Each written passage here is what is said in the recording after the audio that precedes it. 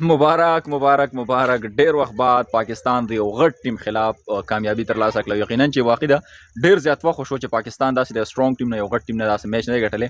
د خلکو سترګې په دې پسې راوتلې، خو بهرحال آخرکار پاکستان شکست ورکو په دویم اوډیای میچ کې استرالیا ته په استرالیا کې. ګوره د میچ د بیلل نه بعد چې موږ غوسه کیږو، موږ په دې باندې تنقید کوو. دا تنقید موږ په دې وجه باندې کوو چې نور ټیمان څنګه میچونه ګټي، نور ټیمان څنګه لګیا دي، هغه کامیابی ترلاسه کوي. دغه شان کې د پاکستان ټیم باندې ولکه څه چل دی. اوس خو میجورټي داسې دي چې لکه ټول پکې پښتانه دي، هاف نه زیات چې کوم دی پښتانه د پاکستان په ټیم کې موجود دي. کپتان هم زمونږ پښتون دی. نو موږ هم غواړو چې یاره څنګه دا نور ټیمونه دي دا هم دغه شان کامیابی ترلاسه کړي او موږ هم دغه شان کې ګټل غواړو میچونه. نو په دې وجه باندې چې کله هغه شان کې میچونه نه ګټي او هغه شان کې زمونږ په امیدونو باندې پوره نه راځي، بیا به خامخا په دې باندې تنقید هم کیږي، په دې باندې بیا خبرې هم کیږي، په دې باندې بیا غوسه هم کیږي.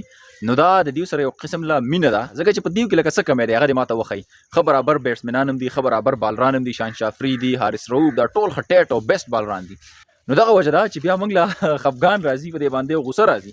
نو دې وجه په دې باندې تنقید هم کیږي، په دې باندې خبرې هم کیږي. خو دې مطلب هرګز دا نه دی چې یاره ګنې د دې سره زموږ څه نه لګي ده، بالکل څه نه لګي نشته دی.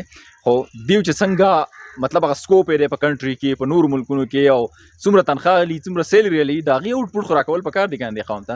خو بهرحال نن که تعریف کول دي نو سپیشلي بالرانو کار په واقعا چې ډېر زیات بهترین بالینګ یې کړی دی. حارث رؤوف سپیشلي، بیا شاهنشاه افریدي، بیټسمنانو هم زبردسته بیټینګ کړی دی. خو ټارګټ چې تا ته کله پته ولګي چې ټارګټ کم دی نو ته به هسې ډاډی، هسې به ستا هغه بیټینګ ډېر زیات ښه کېږي. نو دغه وجه وه چې بیټسمنانو هم نن ډېر زیات په دلیرانه انداز باندې لګیا. بیا سپیشلي سیم ایوب نه چې موږ څنګه ایکسپیکټ کول غواړو په کومه طریقه باندې چې په هغه په پی ایس ایل کې بیټینګ کوي، نو دغه شانته کې موږ دلته هم ایکسپیکټ کوو چې په دې غټ پلیټفارم باندې هغه کارګردګي وکړي، هغه بیټینګ وکړي.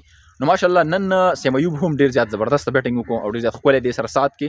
عبدالله شفیق هم، بیا بابر اعظم هم رالی. خو خیر پاکستان میچ الریډي په خپل نوم کړی و او ځان طرف ته راړولی و. ډېر ډېر زیات ورته مبارک وي. امید لرو چې کوم دریم میچ دی د اوډیای د سیریز دغه وګټي او سیریز په خپل نوم باندې کړي. نو ډېر وخت بعد به پاکستان د یو غټ ټیم نه، د یو سترونګ ټیم نه په هغې په هوم ګراوند باندې دغه سیریز وګټي او دغه میچونه به په خپل نوم باندې کړي. خپله رایه را سره کمنټ کې شامله کړئ. انشاءالله ملاویږو نو ویډیو کې تر هغه د مالک اجازت. د الله په امان.